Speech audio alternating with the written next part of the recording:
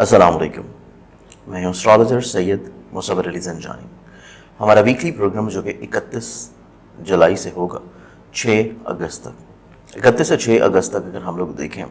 تو ابھی کیونکہ ماہ محرم کے ایام چل رہے ہیں، عشرہ محرم جو ہے اس کے بعد کا یہ ہفتہ ہے، تو اس اعتبار سے جہاں پہ آپ لوگ یقینی طور کے پر امام حسین علیہ مقام علیہ السلام ان کے غم میں، ان کی یاد میں، ان کی خدمات دین اسلام کے لیے، اور اس کے علاوہ ان کے اصحاب، ان کے گھر والوں کی پریشانی مصائب، اور اس کے بعد سے ان کا سفر شام، اور اس کے بعد وہاں پہ جناب زینب علیہ السلام کا خطبہ اور شہزادی سکینہ علیہ السلام کی شہادت کے بعد ان کی رہائی، اور بعد میں ان کے مدینہ تک کا سفر اور مدینہ کے حالات، امام زین العابدین علیہ السلام کے یقینی طور کے پر اس کا بھی مطالعہ آپ لوگوں نے کیا ہوگا،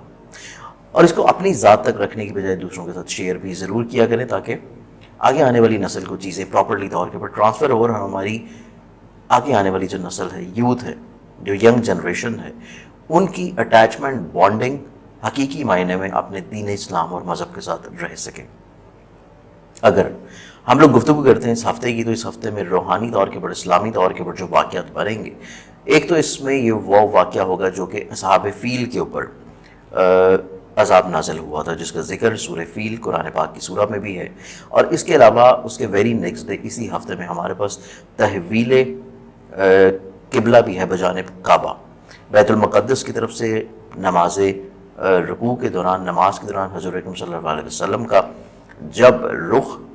بیت المقدس سے وحی آنے کے اوپر ہو گیا کعبہ کی جانب، تو اس اعتبار سے یہ وہ خوبصورت دن بھی ہے جو کہ حقیقی معنی میں اللہ تعالیٰ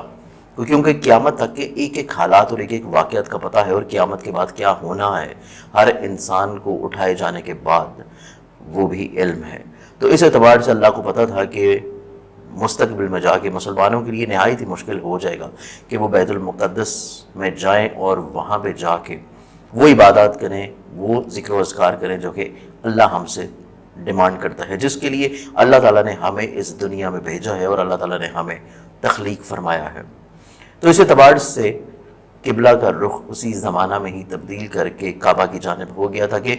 بعد کی آنے والی نسلیں یا مسلمان یہ نہ کہہ سکیں کہ یہ وہ عمل نہیں ہے جو کہ حضور اکرم صلی اللہ علیہ وسلم کے دور میں نہیں ہوا۔ یہ تمام تر وہ اللہ تعالیٰ کے پلانز ہیں، وہ حکمتیں ہیں، وہ مشیتیں ہیں جن کو ہمارا چھوٹا سا انسانی ذہن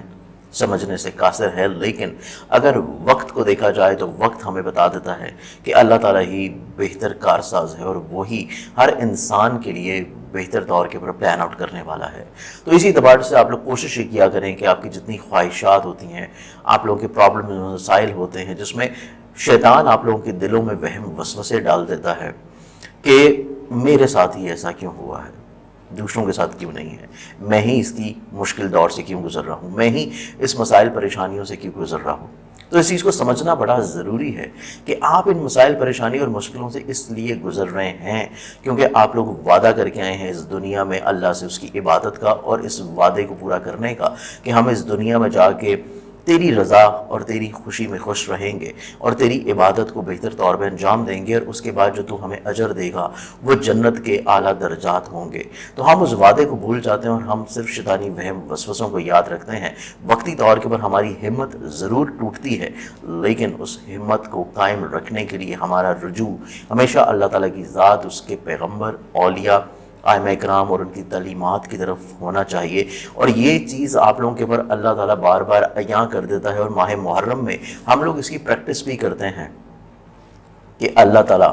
مشکل اور مسائل پریشانیاں اسی کو دیتا ہے جو اس کے قریب ہوتا ہے، جو کہ مومن ہوتا ہے، مسلمان ہوتا ہے۔ تو اگر اللہ تعالیٰ نے آپ کو کسی بھی آزمائش پریشانی میں ڈالا ہے تو قرآن پاک کی اس آیت کو اپنے ذہن میں ضرور رکھیے جس میں اللہ کہہ رہا ہے کہ میں کسی بھی انسان کو اس مشکل یا پریشانی میں نہیں ڈالتا جس کی اس کی کیپیبلٹی نہیں ہوتی۔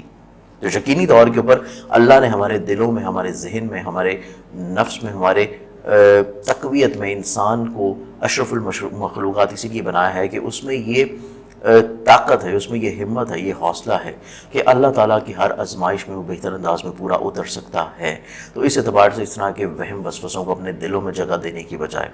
آپ لوگوں کو صابر و شاکر ہونا چاہیے، ان انبیاء اور ان پیغمبروں کی زندگیاں اپنے سامنے رکھنی چاہیے جو کہ ہماری لیے اللہ تعالیٰ نے مشعل ہدایت کے طور کے پر بھیجیں۔ گو کہ ان کو اس چیز کی قطعی طور کے پر حاجت نہیں تھی، لیکن وہ نور والی ہستیاں ہمارے سامنے ان تمام دنیاوی مسائل، مشکلات، پریشانیوں سے گزری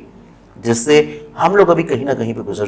جاتے ہیں، کیونکہ ہمارا وہ نہ ہی رتبہ ہے، نہ ہی ہماری حیثیت ہے، نہ ہی ہماری شخصیت ہے، نہ ہی ہمارے کردار ہیں، نہ ہی ہمارے اعمال ہیں کہ ہم قطعی طور کے پر نعوذ باللہ ان ہستیوں کے ساتھ اپنا مقابلہ کر سکیں۔ لیکن پھر بھی ان کو عملی طور پہ نمونہ رکھتے ہوئے آپ لوگوں کو ہمت حوصلہ ملتا ہے، اور صرف اسی ہمت حوصلے کی ضرورت ہوتی ہے کہ اللہ تعالیٰ ان مسائل پریشانیوں کے مشکل دور میں آپ لوگوں کو نکال لاتا ہے، اور اس کا آپ لوگوں کو پھر اجر ملتا ہے، آپ لوگوں کو صلہ ملتا ہے، اور وہ صلہ کچھ لوگوں کے لیے دنیا میں رکھا ہے اور کچھ لوگوں کے لیے آخرت میں رکھا ہے۔ تو ہر دو صورت میں اللہ کے لیے شاکر رہنا، شکر کرنا، اور شکر کا بہترین ذریعہ کیونکہ ہمارے نبی صلی اللہ علیہ وسلم نے ہمیں حدیث فرمایا ہے، ارشاد فرمایا ہے، تلقین فرمایا ہے، وہ نماز ہے۔ تو جب حالت سجدہ میں آپ لوگ چاہے شکر کا صدقہ کر رہے ہوں، چاہے حاجت کا سجدہ کر رہے ہوں، تو اس حالت میں اللہ تعالیٰ آپ لوگوں کی ضرور سنتا ہے۔ تو جب بھی کوئی مشکل دور آئے، جب بھی کوئی پریشانی آئے، تو اس چیز کو ضرور یاد رکھیں کہ امام حسین علیہ مقام علیہ السلام جہاں پہ ان کے اصحاب شہید ہو رہے تھے، ان کے گھر والے شہید ہو رہے تھے، ان کی اپنی اولاد شہید ہو رہی تھی، وہیں اس وقت بھی میدان کربلا میں بھی مولا نے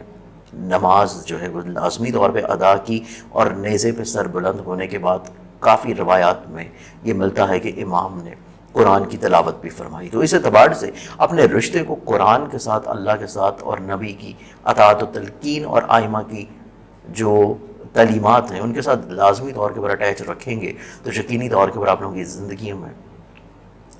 کافی حد تک اپنی خواہشات کو کنٹرول کرنا، اپنے نفس کو کنٹرول کرنا، اور سب سے مین چیز تزکیہ نفس، پیوریفیکیشن آف سول جو ہے یہ آپ لوگوں کے اندر آ جائے گی۔ تو اس چیز کے پر عمل کریں، انشاءاللہ میری دعائیں ہیں کہ اللہ تعالیٰ آپ لوگوں کے لیے مسائل، مشکلات، پریشانیوں کو آسان کرے، اور اس اعتبار سے کسی بھی طور پہ اگر میری خدمات آپ کو چاہیے ہوں تو آپ لوگ مجھے پرسنلی طور کے پر کانٹیکٹ کر کے مل بھی سکتے ہیں، اور میرے ساتھ واٹس ایپ کے تھرو یا کسی بھی ذریعے سے آپ لوگ اپوائنٹمنٹ آن لائن لے کے بھی بات کر سکتے ہیں۔ تو اس اعتبار سے میں انشاءاللہ ماہ اگست میں ہوں گا کراچی کے شہر میں، فرسٹ ویک آف اگست جو ہے میرا کراچی میں ہوگا۔ آپ لوگ اپوائنٹمنٹ کے لیے میرے موبائل نمبرز کے اوپر کانٹیکٹ کر سکتے ہیں۔ ہم لوگ پڑھتے ہیں زوڈک سائنس کے سلسلے کی جانب، جو کہ